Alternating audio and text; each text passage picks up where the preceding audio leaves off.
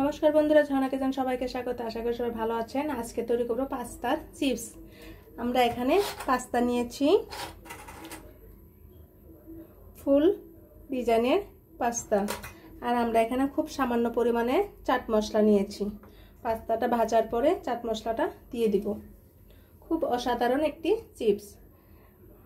Please বন্ধুরা একটি subscribe করে দিবেন এবং একটি লাইক করে দিবেন। আপনারা আমার পাশে থাকবেন। নতুন নতুন রেসিপি নিয়ে আপনাদের সাথে হাজির হব। এখন চিপসগুলো ভেজে নেব। পাস্তাগুলো আমরা কড়াইতে তেল দিয়ে দিয়েছি। এখন একটা পাস্তা দিয়ে দেখব কড়াইয়ের তেল গরম হয়েছে কিনা।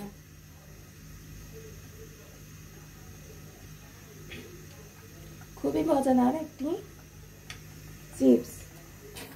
আমরা এখন পাস্তাগুলো দিয়ে দিব অল্প অল্প করে পরিমাণে। ভালোভাবে কাটতে হবে যাতে পুড়ে না যায়।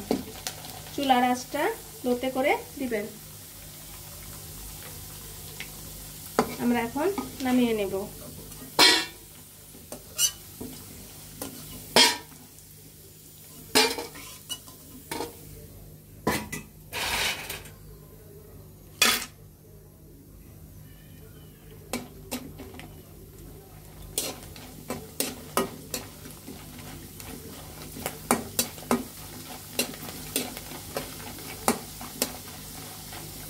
আপনারা কিন্তু চুলার আঁচটা হাই করে দিবেন না, লোতে রাখবেন, না হলে পুড়ে যাবে।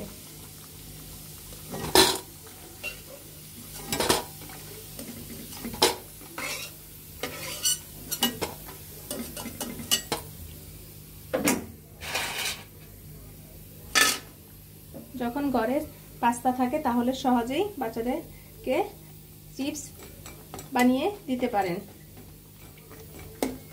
খুবই সহজেই চিপস। আর যদি থাকে চাট মশলা, তা তো কোনো কথাই নাই।